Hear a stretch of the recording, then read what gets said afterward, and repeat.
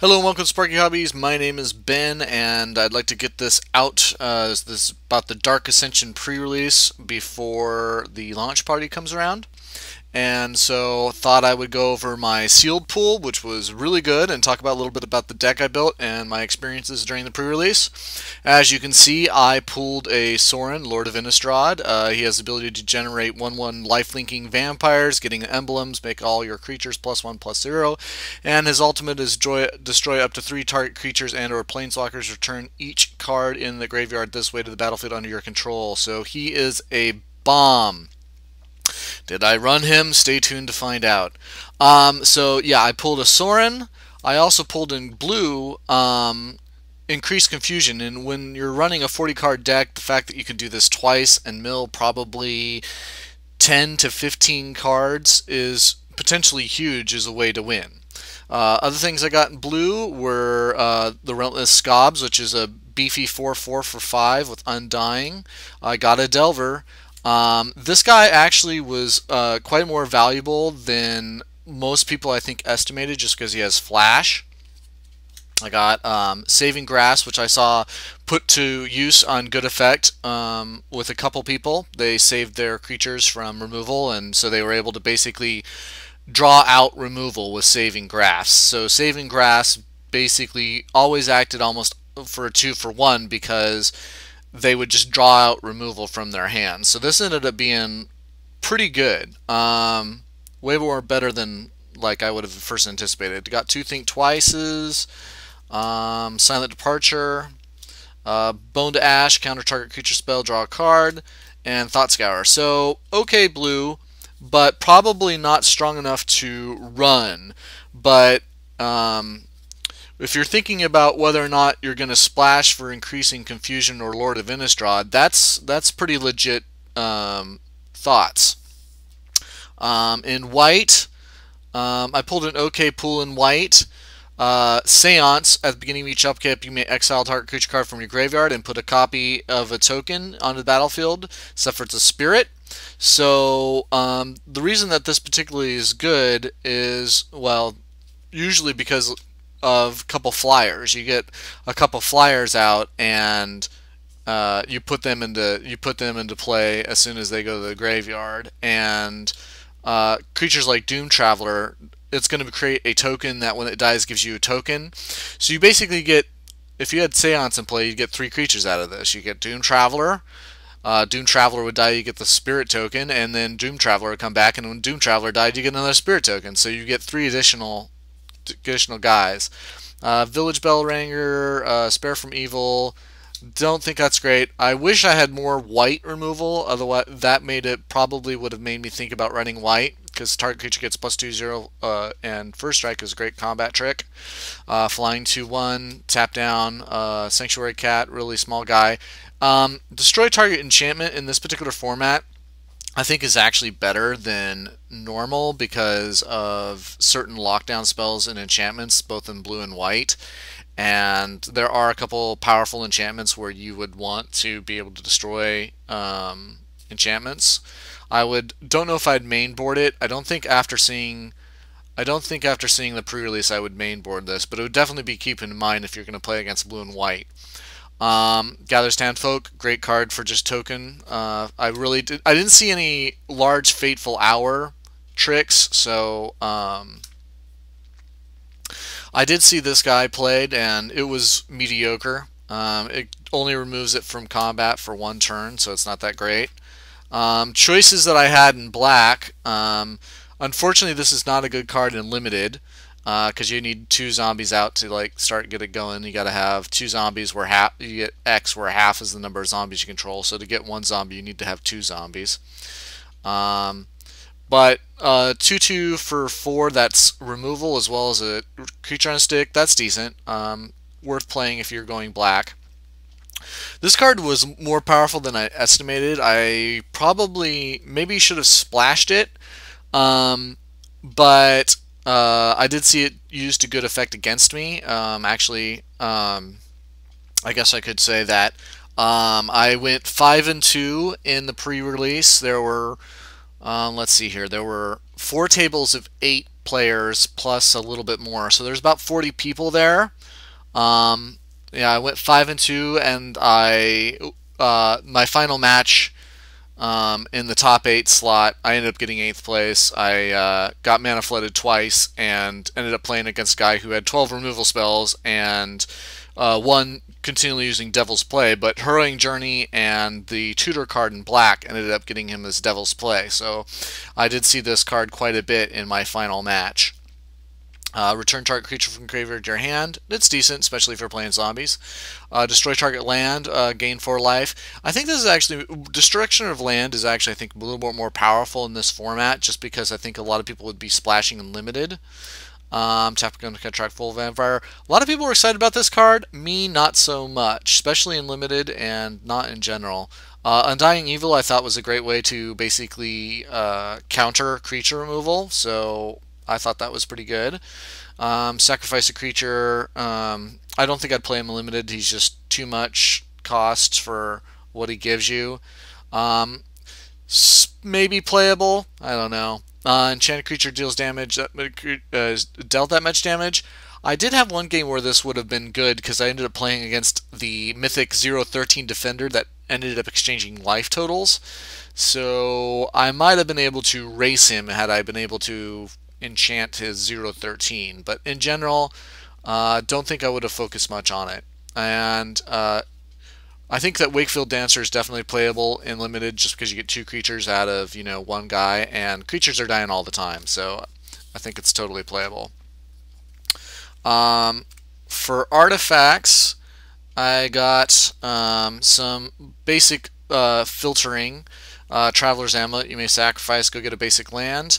I got the Galvanic Juggernaut, which I think people continually estimate. It's a 5/5 for 4, and even if you attack once, it's probably going to act as creature removal, and if not, something's going to die to untap it. So it pretty much leaves a problem on the board all the time that they are eventually going to have to deal with. I don't know why more people didn't play this. I personally value it quite highly. Even more so than my rares, some of them, because people are not going to want to use a removal spell on this in general. They're like looking for your bombs.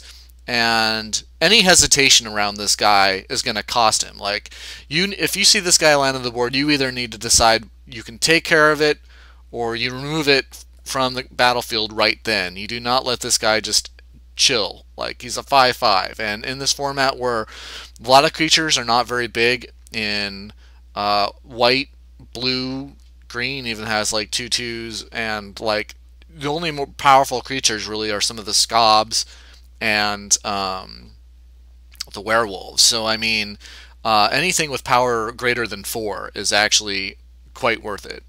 And an Intimidate, which I never got. This actually, I ended up running this in my main board to give me evasion, and it never came into play. The only time I would have really liked it would be during a control matchup that I had, and I didn't draw it in any of my games. Also, artifact I got was 3 wooden stakes, which is totally disappointing because even in a limited format, I think this card is way too narrow to be useful. I just don't like this card. Did not run it, did not ever want to. This is possibly runnable, especially when you're looking at smaller creatures. Like if you're running green-white human tokens, something like that, you're trying to run humans in limited, I would totally run this. But I ended up not running white. First Strike I think is really valuable. I didn't pull the black-red First Striking Vampire Lord, but obviously like that's exactly what red-black vampires need. But so I actually think that First Strike is one of those abilities that is like one of the most underestimated abilities. I think that First Strike is awesome, and I don't think that it's nearly appreciated enough.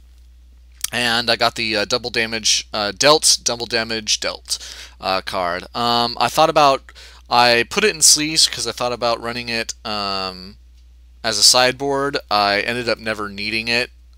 Usually if I landed a creature on the board, that's all I needed. I didn't need to pump him. And I got a special land that I could sacrifice and return a creature card from random play. I never played with this card.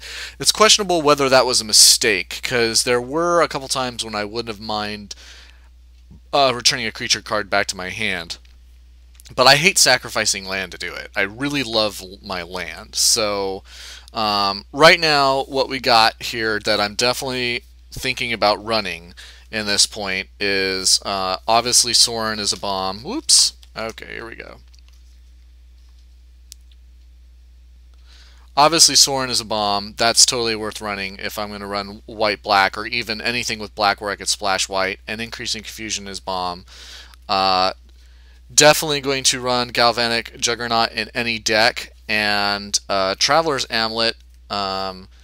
I would have really rather have gotten a Shimming Grotto or an Evolving Wilds. I mean, I was like, it's funny, I was like talking about like what I wanted in my build, and I was like, gosh, I so want a Shimmering Grotto. And I said this during my build, and everybody laughed at me. And then by the time that the pre-release ended, everybody was like, man, I really wish I'd gotten a Shimmering Grotto in my pool. Because really, the flashback costs that allow you to have more diversity, even just for one color outside of your match, or even if you're going to do something like where you're going to splash black and you might just run Sorin. Like, had I been able to pull a Shimmering Grotto, I probably would have run Sorin, but oddly enough, I didn't. I didn't run Increasing Confusion or Sorin, Lord of Innistrad. Instead, what I ran was a green-red deck, and let me show you why. 3 of my rares were in red. I got the Stromkirk Noble. If you get this out early game, it's going to be really hard to deal with. It usually drew removal, and for some reason, they really hesitated on the removal spells, and I was able to get through for usually 3 to 5 damage before, and usually I killed a creature with it before they were able to remove it. So obviously a bomb. The 3/2 werewolf that turns into a 5/5 that if a spell's played, the opponent loses 2 life. That's a new one from Dark Ascension. Again, if you don't answer it, it's going to kill you, so it usually drew removal. And Instigator Gang. Attacking creatures get +1/+0, and when it flips, it becomes a 5/5 Trampler, and all attacking creatures get +3/+0. I don't think I landed this guy once. He always drew removal, but this tends to be a little bit of my strategy, actually, in limited, is that I know that these bombs are going to draw removal. So the question is, like, really, and a lot of times in limited, I think that people make a common mistake, which is that they rely on their bombs too much. When really, all of these cards basically are saying, kill me, draw removal, you know, get rid of it. I did land a couple of times where they were able to, I never really got to use Instigator Game. He was removed every single time. I did have him flip and used him to effect, and Stromkirk Noble obviously comes out so early that sometimes getting removal to get rid of him is really hard to do. So also in main red, I ran target creature player deals 2 damage, obviously removal. Another removal, do 3 damage to attacking or blocking creature. This was great in races because people thought they could race with me, and I killed them. And 3/1. It's kind of interesting how people evaluate. Some people overestimate this guy, some people underestimate this guy. It's never really quite right where people really estimate this guy. So, but the reason that, like, really you couldn't count on the bombs, and where people usually made huge mistakes, was that I really came back with a solid green. So people removed my bombs, but they didn't quite catch the 5/5 morbid creature. He comes in 3/3, but so many creatures are dying. I have so much removal that I got this guy as a 5/5 almost every time. The 4/5 morbid. The Galvanic Juggernaut. People did not use removal on this. The 4/5 werewolf that if it does damage you draw a card. And the 3/3 that basically acts as combat trick removal, where I can play Briarpack Alpha and give target creature +2/+0, and this guy was awesome. I think he probably killed 4 to 5 creatures. He was just awesome. And then you're looking at, in addition to that, in my green, I was looking at just some bears. That actually works quite well with the werewolf theme that I had going. I had 2 Hammock Caplins and another 2/2 bear that can basically act as a secure tribe elder to get me mana fixing. So usually what happens is that people are going to answer your bombs, but they need answers for all of your cards, especially when you're dealing with green. And I really did like green because of all the 4/5s, the 5/5s, and everything else. So so now we got to go into green removal. So I had 2 Preyapons, which was great in my particular format, because usually if you just have a 2/2, you're usually going to like trade 2 for 1, but because I ended up having like 4/4s and 5/5s in most of my main build deck, I was able to use this without, as just straight up creature removal. Wild Hunger ended up being way more better than I think people were estimating, because I was able to use it as a combat trick. I almost always killed a creature with it, and I actually had one famous game or very memorable game where I had to use Wild Hunger twice with a Preyapon to kill the 0/13 defender exchange life totals, because I ended up not getting my black splash removal. And I didn't have any defense on flying. This was pretty much it. The Preyapons, what was my red removal? Where'd my red go? The Burning Oil and the Fires of the Undead to do damage to little flying spirit tokens were my only real flying defense. Also, I had a Moon Heron that hit me up across the head a couple times. Really happy to have both Burning Oil and Fires of the Undead. They both worked really well with against flying. So if you happen to get those in your launch party, I would recommend it. So I ended up splashing black in my main, and I splashed it for Tragic Slip. If something dies, it gets -13. This card is freaking awesome. I so wanted it when I was fighting a 13 Ludovice test subject, right, with Trample. The 0/13 defender, I really liked it. I killed a Archdemon, the 9/9 flying trampler with it. This card was awesome. Also, I really wanted a Deadly Allure when I was playing against that 0/13. Also, I had a problem once when I had a 1/6 crab in blue that I couldn't get around because all my creatures were 5/5 and I was having issues. And I was just like, I hope I draw a Deadly Allure. And because it happened to be in green, it acted as 2 creature removal instead of 1. So that ended up being a really good card. And interesting enough, I ran a Grave Purge, and it didn't do anything for me the entire tournament. And I ran it mainboard the entire time, not because I didn't like it or didn't use it, but because I actually had it when I really wanted to use it, and I ended up having, I never got black. And so I'd like to talk about, I think, what my biggest mistake was in the entire tournament was with my mana base. Most of my creatures were green. So I ran, I think, 8 forests. Let's see here. 1, 2, 3, 4, 5, 6, 7, 8. I ran 8 forests.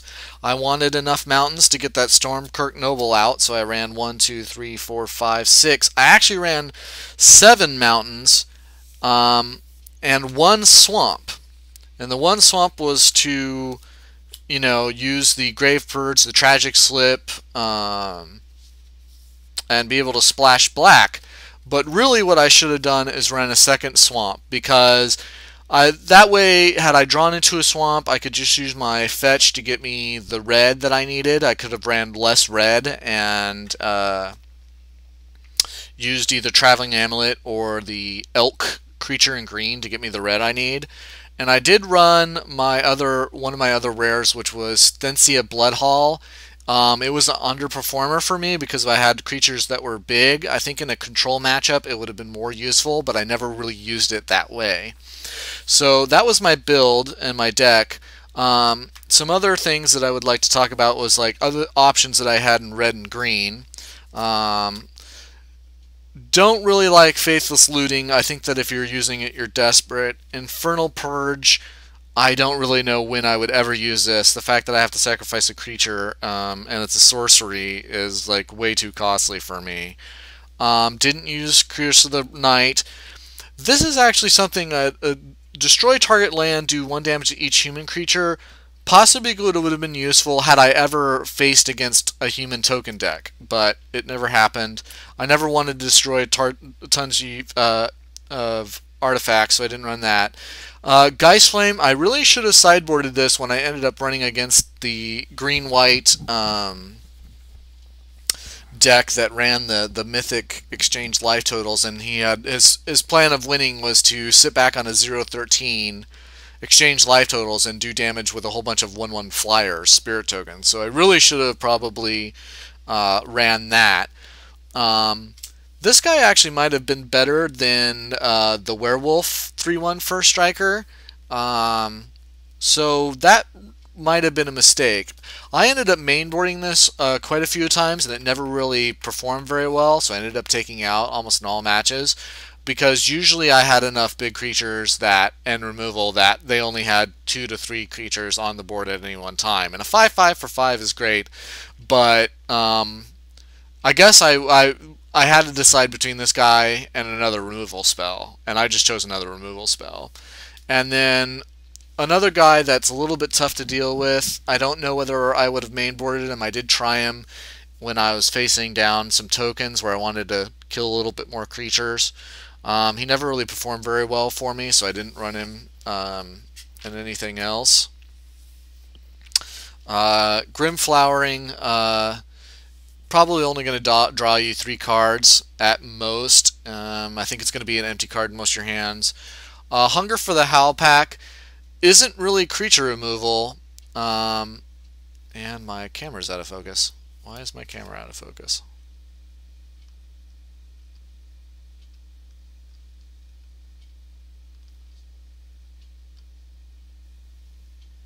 Questionable. A creature that can become a 4/4. Possibly didn't run him. It's questionable whether I should have ran another one of these rather than the Hamlet Captains, because a 5/5 again is way better than, you know, a 2/2 that gives a bonus to humans when attacking or blocking. That was questionable. Another card that I possibly should have mainboarded was the Somber Wall Dryad, just because are you going to focus? What is with you? The Forest Walk 2/2, I ended up playing against green a lot, and because it really had a lot of powerful creatures, and a lot of people ended up running green. So I ended up running into green so much that it's possible that I should have mainboarded this. I don't know why my camera's not focusing. But, yeah, that's all I wanted to talk about. Thank you for watching. If you ended up going to the launch party, I do think that green-red is really powerful. A lot of people wanted me to splash to get Sorin, and a lot of people wanted me to splash Increase Confusion. There's not a lot of Planeswalker removal, so had I got an Evolving Wilds, had I got a Shimmering Grotto, I think I would have been much more inclined to splash for Sorin.